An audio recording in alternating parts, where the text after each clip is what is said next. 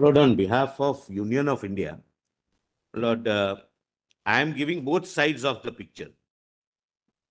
And I must start, my Lord, by, Yeah, I went through your written submissions. my Lord, your Lordships can rest assured, I am not going to read everything, my Lord. I have deducted most of the things in reading, but everything should be there. And I'll tell your Lordships the purpose behind it. What is the significance, my Lord, of this? And what responsibility we on both sides carry to assist your Lordships. Lord, just for clarification, mine is a lead matter. We have filed our written submissions in. That's okay, but Let him start. We'll make submissions after him. Yes, yes, of course. Lord, our response, why this is long and I'm not going to read, my Lord. Lord, the issue which my Lords are, my Lord, deciding is going to be a seminal importance for one reason, my Lords. Lord, in the world, we have checked up, my Lord, all jurisdictions, other countries also. Broadly, they can be classified in two categories. One country, one set of countries who have adopted unilateral model law, and another set of countries, which are very few, who have modified their respective statutes to suit their domestic needs. Having examined both the statutes, which I will place, my Lord, whatever is relevant, only perimeteria provisions of section 34, all judgments, my Lord, whichever we could lay our hands on, we have, my Lord, tried and find out. In none of the jurisdictions, the question which your Lordships have referred is answered. So whatever your Lordship decides is going to be the first. And since, my Lord, there are large number of countries who have perimeteria provisions to our section 34, my Lord, that would be cited. Lord, therefore, my Lord, we have tried to encompass, my Lord, the views of other jurisdictions also, so that your Lordships can get, my Lord, complete assistance from, my Lord, all points of view, and your Lordship's judgment, my Lord, is accordingly, my Lord, modified. Now, my Lord, my submissions would be, my Lord, in three broad categories. Number one, Lord, without examining the history of section 34, without examining the provisions of the Act of 1996, historically, it may not be possible for your Lordships to examine in isolation section 34, its contours, and answer the question whether it encompasses the power to modify the award. So that would be, my Lord, my first set of arguments. You see, Mr. Solicitor, there are three things. Why we have expedited the matter is there are large number of issues, there are large number of awards. Arbitration awards in commercial matters is normally commercial agreements. This is the way most of the parties have been till now in India getting their disputes resolved. This matter is coming up in large number of cases. Correct, my Lords.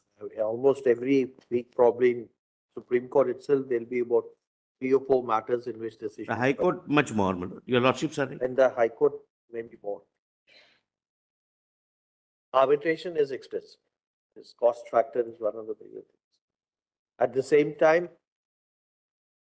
it's quite clear the courts are not an appellate forum. Neither we exercise the complete power of appeal review. So we have to find a way out to deal with this problem. Where do courts interfere? Where do courts do not interfere? The new bill which is now introduced, we should not be commenting on it because we don't know what's going to happen. And in any case, There is the appeal provision, etc. But no, we are not concerned with the appeal. It can be tweaked, it can be No, changed, we are not on that. etc. But you're not on that. Your But Lordships just- are right. But as far as this question is concerned, there are some amendments. I think one of the Union of India councils has, in their written arguments, referred to that. The new amendment. Yeah, my colleague, my Lord, Ms. Dave mentioned it. Probably you have, in your case, you have referred.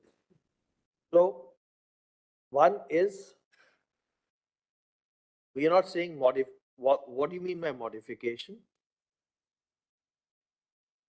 And to what extent, if we accept partial modification without changing the substance of the award, without changing the core of the award, what will be the permissible parameters? First is, What do you First mean by, threshold.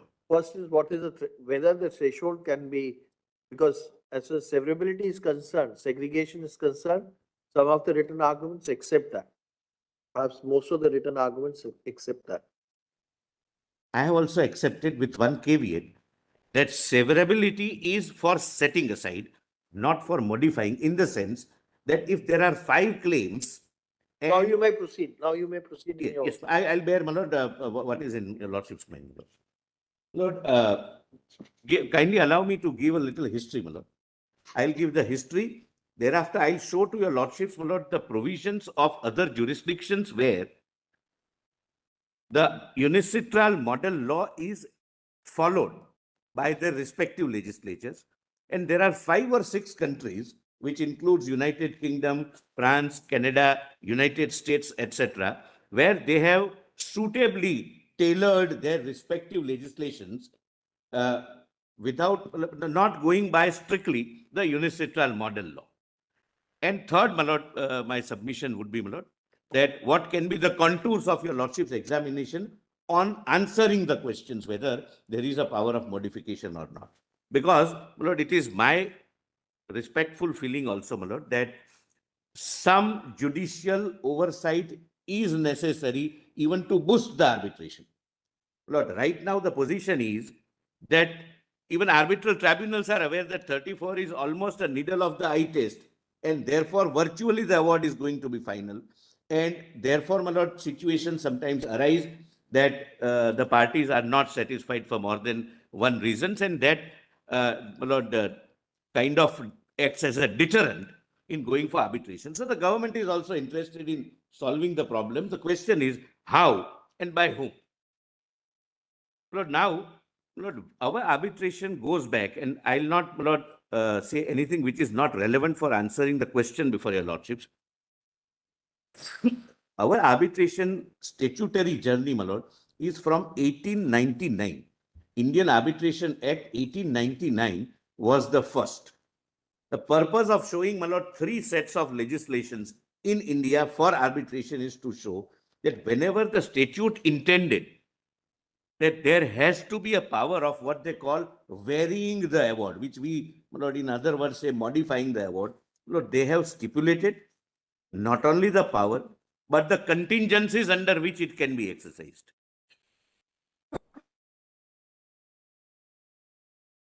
Yes. Lord, please directly come to, and I can again, my lord, assure your lordships, I will not read the whole thing, my lord, but whole thing should be before your lordships, when your lordships examines the matter and decides it, my lord. While delivering the judgment, your lordships must have everything on the table. That's the purpose, my lord. My lord, kindly come to para 3 directly. My lord, this is Arbitration Act of 1899. My lord, at the outset, I must say one thing, my lord. In the written submissions of my learned friend, Mr. Gaurav Banerjee, my lord, I find a very interesting and a very apt, correct line, my lord, at the end. I'm sorry, my lord. Mr. Banerjee's submission ends with a very intelligent, very correct, and very interesting line that over intellectualization of arbitration is India is the real problem. That's what, my lord, he has said. My lord, I'll take care that I do not fall into that. My lord, that was, my lord, I am told, my lord, by my lord Justice Narsimha, he has said that, my lord, but I'll add, over intellectualization of anything in anywhere, any part of the world is generally the problem. But now kindly see, my lord, page 3. This is what, my lord, the provisions were. My lord, your lordships are at page 3. Right side bottom is the pagination.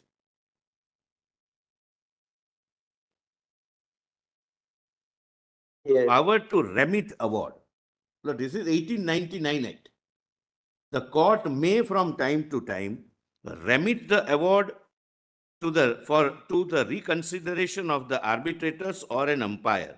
Where an award is remitted under subsection 1, the arbitrators or umpire shall, unless the court otherwise directs, make a fresh award within 3 months. Lord, here there is no modification power, your lordship would mark.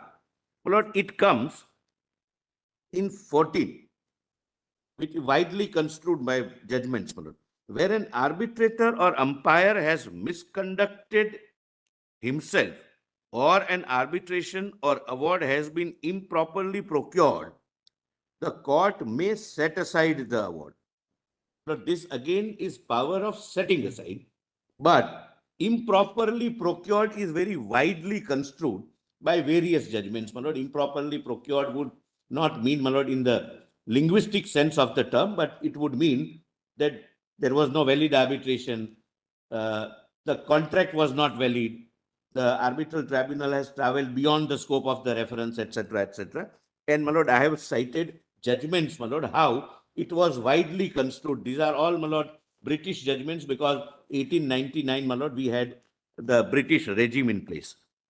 Now, your lordships may kindly come to page 4. In that, my lord, 1899 Act had one schedule appended to the Act, which provided that these provisions of the then existing Civil Procedure Code would be applicable. That is, my lord, at the foot, my lord, page 4. These are provisions of the second schedule, which, my lord, incorporates by reference the provisions of the Code of Civil Procedure 1908, where the award or matter referred to arbitration may be remitted.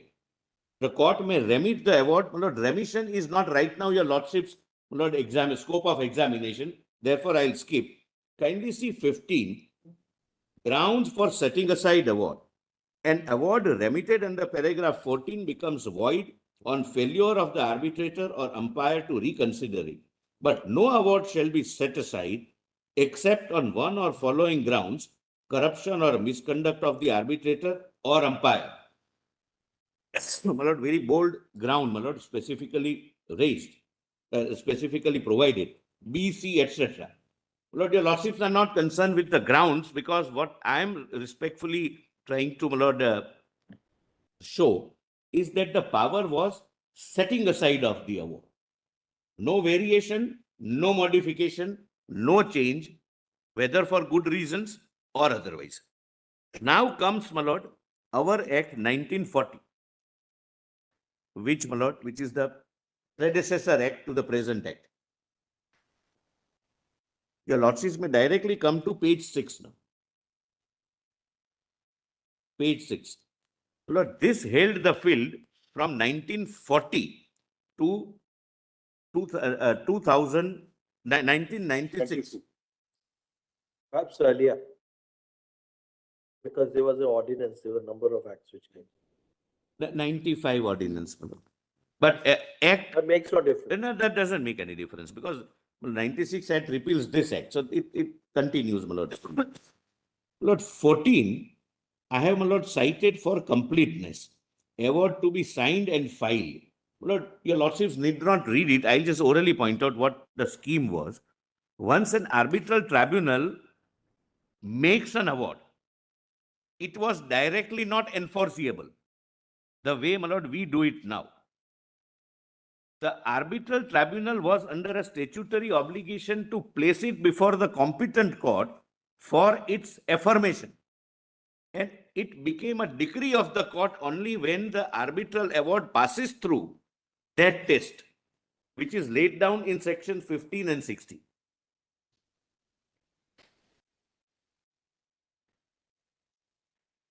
Nothing turns on that. That was the scheme. That it was not the moment award is passed, it didn't become the decree. It has to pass the scrutiny. But please see, my lord, section 15. Your lordships have section 15. Power of the court to modify the award. The court may, by order, modify or correct an award where it appears that a part of the award is upon a matter not referred to arbitration, and such part can be separated from the other part and does not affect the decision on the matter referred. Well, two things: specific power of modification conferred, and second, the severability or separability consistently, my lord, runs through 40 Act, Unicitral, and our Act, which I'll show. Meaning thereby, if they are so intermingled that they cannot be separated or severed, then it cannot be modified. That was how, my lord, this statute was judicially examined and interpreted. Where the award is imperfect in form or contains any obvious error which can be amended without affecting such decision. C. Where the award contains a clerical mistake or an error arising from an accidental slip or omission. Now it is section 33. But it was a part of modification power of the court when the court is presented with an award for making it a decree of the court. So before making it a decree, there was a power of modification in 1948. Then 16, power to remit the award. The court may from time to time remit the award or any matter referred to arbitration to the arbitrators or umpire for reconsideration upon such terms as it thinks fit.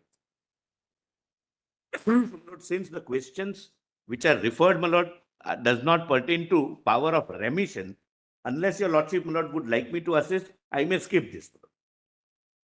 Because that your lordships are considering whether modification power exists or not. Power of remission, my lord, is retained to a, my lord, limited extent even in the 1996. If it has relevance, then you please address it. If you feel it may not be, some of the council may refer to the power to remit. Let me, my lord, then point it out, my lords. Because remission would not include power of modification. Modification would mean without doing anything more, the 34 court itself modifies, changes, varies the awards. Not power of remand, that we find this lacuna, I send it back, you correct the remand. Right now we are concerned whether 34 court itself can modify, vary or change the award. But my lord, let me read 16. The court may from time to time remit the award or any matter referred to arbitration to the arbitrators or umpire for reconsideration upon such terms as it thinks fit. Where the award was left undetermined, any of the matters referred to arbitration, or where it determines any matter not referred to arbitration, and such matter cannot be separated without affecting the determination of the matters referred. So again, severability was, my lord, a part of the exercise of the power.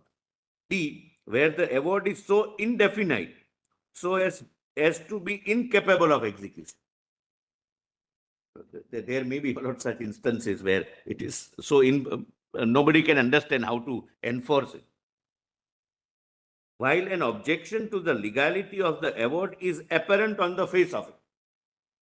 2. Where an award is remitted under subsection 1, the court shall fix the time within which the arbitrator or umpire shall submit his decision to the court, provided that any time so fixed may be extended, etc.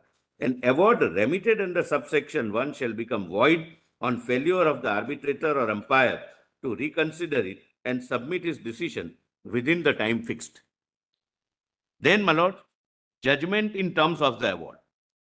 Now it becomes enforceable decree in eyes of law, where the court sees no cause to remit the award or any of the matters referred to arbitration for reconsideration or to set aside the award. The court shall, after the time for making an application to set aside the award has expired, or such application having been made after refusing it, proceed to pronounce judgment according to the award, and upon the judgment so pronounced, a decree shall follow, and no appeal shall lie from such decree except on the ground that it is in excess of or not otherwise in accordance with the award. Well, somewhat similar to section 37 of the present act was absent there. It was almost final except this limited, my lord, ground of appeal.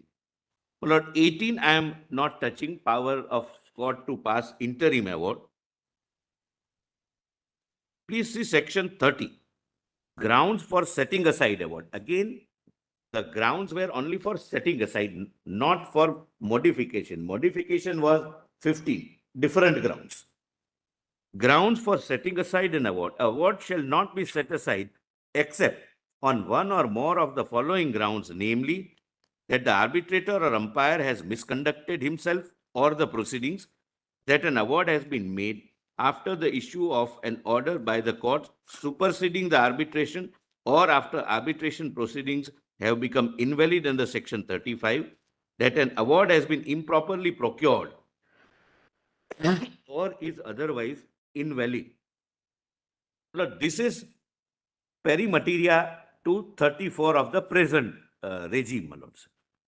So thereafter, my lord, I have shown, my lord, that Also, pari materia to section 15 of the 1908 Act. no, I beg your lordship's pardon. You had read the provisions from CPC, which are incorporated in the earlier Act. 1899 Act. 1999 Act. So 1899 Act had an appendix, schedule appended to the Act. this section 30 is pari materia to section 15, which was by incorporation in the 1949 Act. Yes, yes, for setting aside, yes. Improperly procured, only two grounds are added. Award is made after the issuance of order of supersession. And yes, my lord, only one ground is added. Otherwise, your lordships are right. 14 of 1899 Act and 30 of 1940 Act is substantially the same with addition of one ground. My lords are right. Lords. Lord, thereafter, Lord, I have given for your lordship's assistance, Lord, how 1940 Act, which provided for modification power, was construed by the courts, by Indian courts, my lord. Obviously, my lord, it was an act applicable to India. But, my lord, for the time being, I may skip that, my lord. There are three judgments. Only, my lord, one judgment, if your lordships can read, and that too the highlighted part. My lord, I have highlighted so as not to read the entire thing, while quoting the entire thing and annexing the judgment in my compilation, so that I'm not, my lord, nobody says that this was not fully pointed. But for easy reference, my lord, please come to page 9 at the foot. Lord, this is Ashok Kashyap versus Sudha Vashisht. The purpose of remitting the award is to enable the arbitrator to reconsider the decision where the legality was connected with the decision as contained in the award. It must not relate to a matter which has no connection with the decision or decree. Therefore, in our opinion, there was no scope in facts and circumstances of the case of exercising its powers by the High Court under section 15 of the Act and the powers under section 151. Lord, that was a case where the court modified the award and remitted also. The court said this is not, it's a very narrowly tailored statutory provision.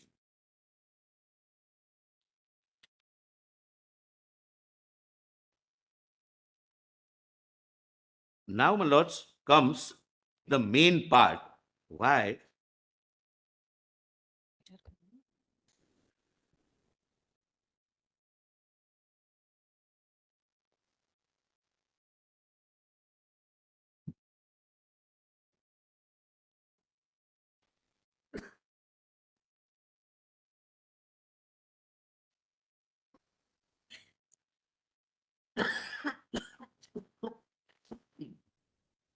Yes, Mr. Yes. My lord, thereafter, after, my lord, when this was going on, and there was, my lord, a kind of a feeling amongst the legal fraternity and the judicial fraternity that something needs to be done for the purpose of changing, modifying, etc. of the Arbitration Act of 1940. The question was referred to the Law Commission of India. And, my lord, we have 76th report on Arbitration Act 1940 by the Law Commission of India, my lord, penned by my Lord Justice H.R. Khanna. But I'll read only few paragraphs which are relevant for present controversy. Volume 1, page 231. My lord, my volumes are bigger, but I am going to read few pages only. My lord, I cannot be selective in filing. The filing has to be the entire report, my lord. It cannot be selective. Volume? Volume 1, page 231. My lord, it starts at page 208. But I am taking your lordships only to